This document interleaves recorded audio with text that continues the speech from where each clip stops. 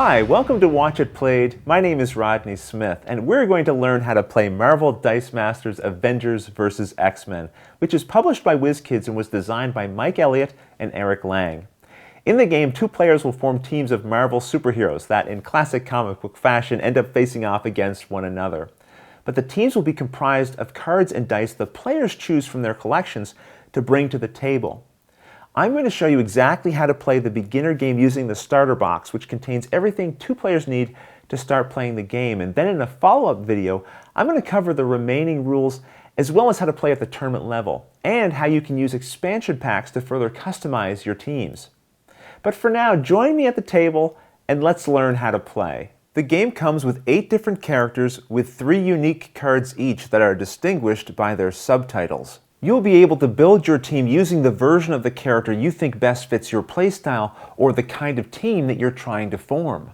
Although the character cards are unique, each version of a single character uses the same character dice. The starter set provides 2 dice for each of the characters included, which you can identify by matching them to the die faces shown on the bottom of the character cards. These are the 10 included basic action cards, and they can be identified by their subtitles. There are 3 basic action dice that come in 4 different colors that match the color reminder cards shown here that we'll use in a moment.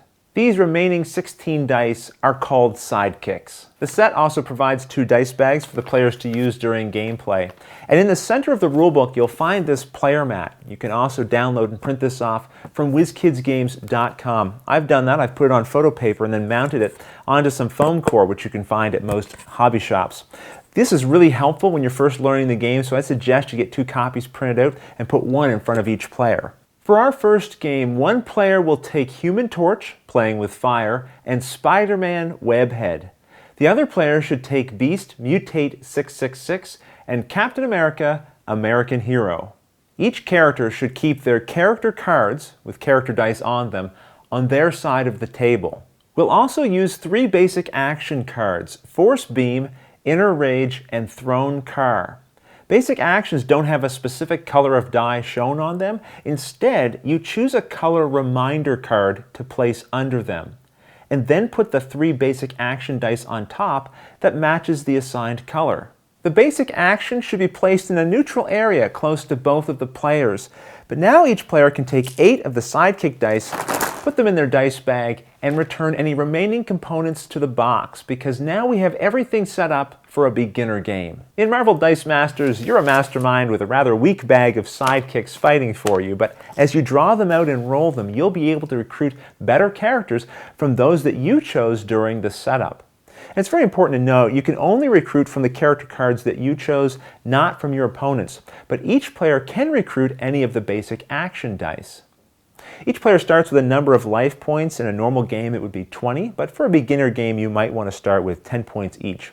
And you can keep track of this using a pen and paper, or as I've done here, I just grabbed a couple of dice and I'm keeping track of it that way. If you can reduce your opponent's life points to 0, then you win the game.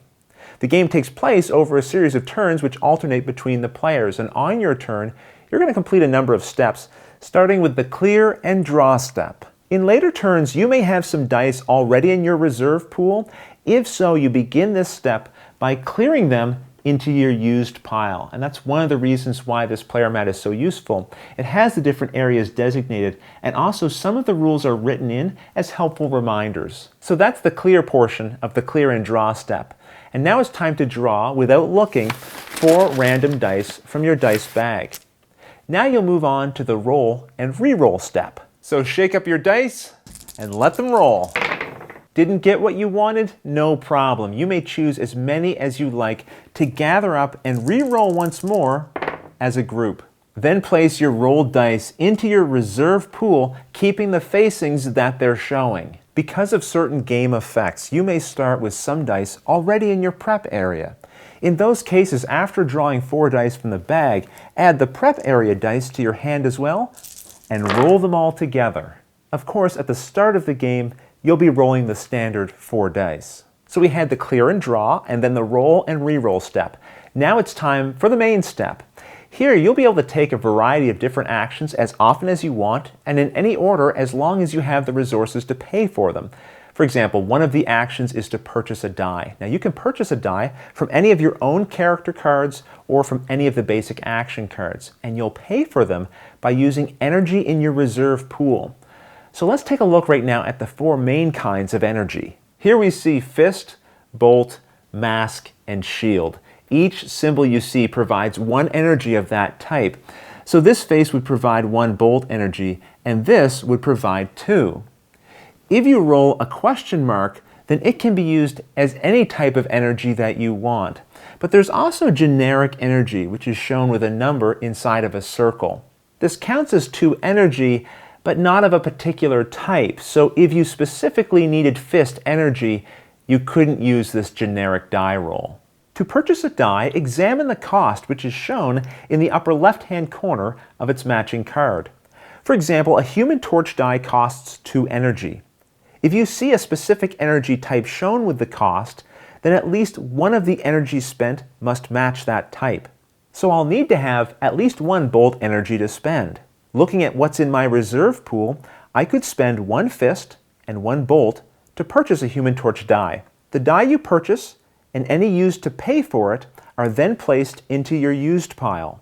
Basic action dice have a cost as well, but no specific energy type is required to pay for it, so you could use a combination of generic energy and normal energy to purchase one of these dice. Instead of energy, you may roll a character. A beast die, for example, has 3 sides that provide energy and 3 other sides that represent the character itself that can be brought into play. Even a sidekick die has a single character side. These faces have a unique icon in the middle that represents the character and 4 possible stats: a fielding cost, attack value, defense value, and possibly 1 or 2 burst symbols. Character cards will list the character faces in order of level. So this is a level 1 Captain America die, and this would be considered a level 3. One of the options you have during the main step is to field characters you've rolled. So for this example, let's just pretend we had previously recruited a Spider-Man die and had rolled one of its character faces. To field it, I pay the cost shown here in energy of any type, which then gets moved from my reserve pool to the used pile. So I could spend this fist energy to field this Spider-Man die, moving it into the field zone. Sometimes the field cost will be 0, like on this sidekick die, so the character can just go right into the field zone if you choose. But you never have to field a character just because you can, although at the end of the main step, any unfielded characters are moved into your used pile. Another option during the main step is to play actions. And in your starter box, these will come from the basic action cards, but with expansions, you'll be able to add action cards specifically to your team that only you can use. Action dice will either have sides that provide generic energy, or that will allow you to activate the ability shown on the action card. Instead of generic energy, action dice collected from expansion packs will provide a specific type. If you have an action die in your reserve, you may choose to move it to your used pile to resolve its ability. Bursts shown on the die may enhance that effect. If a card has burst effects, then they are not optional. You must apply them, and they'll be listed here on the card. But some cards don't have burst effects, so if you roll burst symbols, in those cases you would just ignore them and resolve the normal effect as listed on the card. In this case, if I had rolled this action die, it has no burst, so I would just apply the normal effect of dealing 1 damage to each character, including my own. If I had rolled this action with 2 bursts, instead I would deal 1 damage to each player and 2 damage to each character. It's important to note a double burst cannot be used to trigger a single burst effect.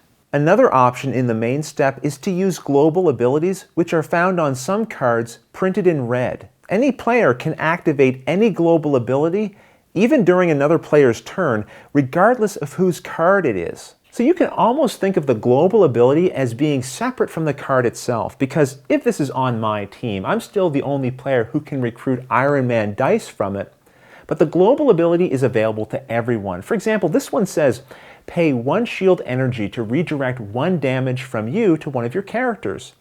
So if during my turn I somehow cause damage to my opponent, my opponent could announce that they're going to spend one of the shield energy in their reserve pool, move it into their used pile, and activate this global ability. It doesn't matter that there's no Iron Man dice in play and that none have been purchased yet. The global ability is available to anyone. Now, if two players want to resolve a global ability at the same time, then the active player, the person whose turn it is, they get to resolve it first, and then the other player can respond. At the end of your main step, unused actions and energy can stay in your reserve, and now that you've seen global abilities, you can probably tell why that would be a good idea. But as I mentioned, unfielded characters must now be moved to your used pile. Before we moved on, we also saw that some of the character dice can provide up to 2 energy per side. But if you just need to spend 1 energy, you can do so and then spin down the die to the 1 energy side to show what's left over.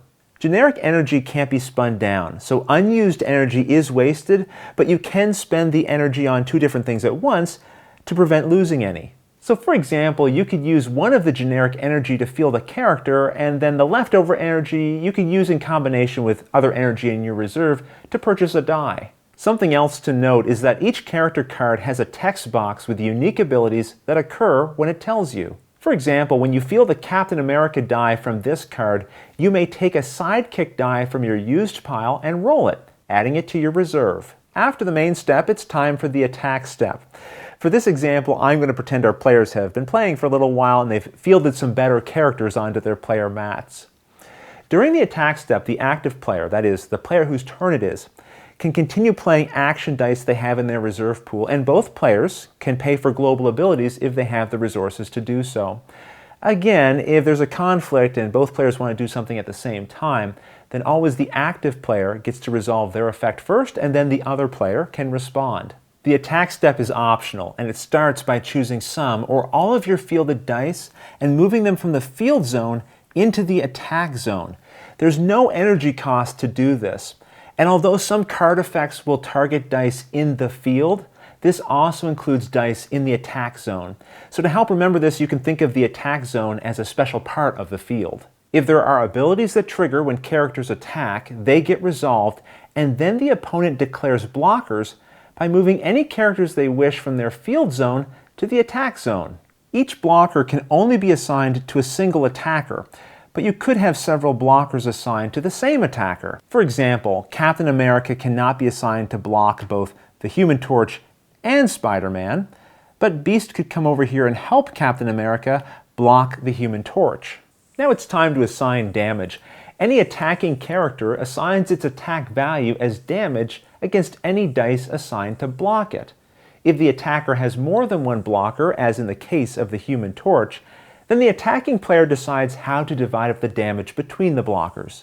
So in this case, the Human Torch with an attack value of 4 can split that up between Captain America and the Beast as the controlling player sees fit. Likewise, the blockers assign their attack values as damage to the characters they are blocking, adding their values together if more than one is blocking a single attacker. So in this case, Beast and Captain America have an attack value of 2 and 3, which they add together for a total attack value of 5, which will be damage assigned to the Human Torch. All damage is resolved simultaneously to the attackers and blockers, and any characters that receive damage equal or greater than their defense value are knocked out and moved to the prep area. But if multiple card effects trigger during damage and there's a conflict, treat it as if the attacker's damage resolved first. So when resolving this battle here, we notice that the Beast's ability says, when Beast blocks, draw 1 die and place it in your prep area. So I drew a sidekick from my bag and I'll place it in my prep now.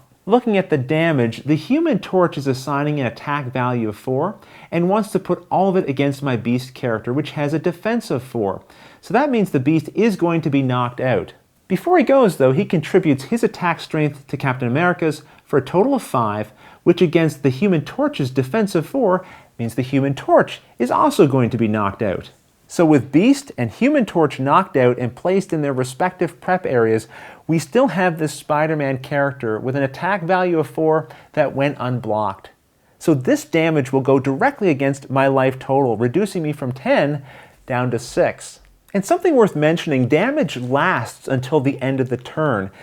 So if I had instead used this Captain America to block Spider-Man, he would have done a total damage of 3, but Spider-Man has a defense of 4. So this would have reduced Spider-Man's defense to 1 for the rest of the turn. So if I had an action die or some other ability that would cause 1 additional damage to Spider-Man, that would be enough to knock him out. Characters can receive modifications to their attack and defense from card effects, which last until the current turn ends and are shown as either positive or minus A or D, attack or defense. If more than 1 modification is being applied to a character, then add them all together first before assigning them. And although a character's values can never be reduced below 0, if its defense value reaches 0, then it's immediately knocked out. So after the attack step, there's 1 step left, cleanup. Now all characters that took damage but were not knocked out are restored to full health. And characters that attacked but were not blocked by another character, like Spider-Man was, go directly to that player's used pile. All other characters that were engaged in fights where there were attackers and blockers but were not knocked out then go back to their field zone. Any action dice in a player's reserve are now moved to the used pile as well. Finally, any effects that last a turn end now, because it's the end of the turn, and now the next player can start theirs with the clear and draw step. Now eventually you're going to go reaching into your bag and there's not going to be enough dice there. Let's say it was my clear and draw step and yeah, sure enough, there's only 2 dice left here. Now you take all of the dice in your used pile, put them back into your dice bag, shake it up, and then draw any remaining dice that you're owed. Also, it's important to note that if there's a conflict in what the card text says you can do, and the rules that I've explained to you, then the card text always wins out. Well, that's everything you need to know in order to start playing this beginner game. The game will be available in spring of 2014, with starter sets retailing at $14.99 and expansion packs for 99 cents. Expansion packs will come with 2 random dice and 2 corresponding cards to match them. And if you have any questions at all, please don't hesitate to put them in the comments of this video and I'll gladly answer them as soon as I get a chance. And I hope you'll join us for the next video because I'm going to go over how to build and customize your own full team like the one I have here. I'll also go over any other card effects and interactions that we didn't discuss in this video. But until then, thanks for watching.